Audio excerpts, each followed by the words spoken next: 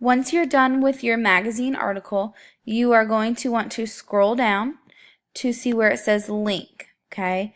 Then you're going to double click and then right click and then click copy. Then you want to head on over to Blackboard. In Blackboard, click assignments where you got the original information. You're going to scroll down to submit magazine article. Make sure you view the rubric to make sure you have as many points as possible. Then you're going to select write submission, and you can say here is my news article. Alright, and then what you're going to do is you can highlight the text and click this chain. When you click the chain, a window pops up and you can paste your link in there.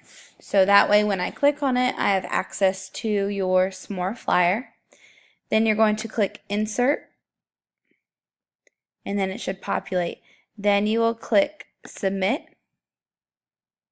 Okay, make sure it says success and then you are done.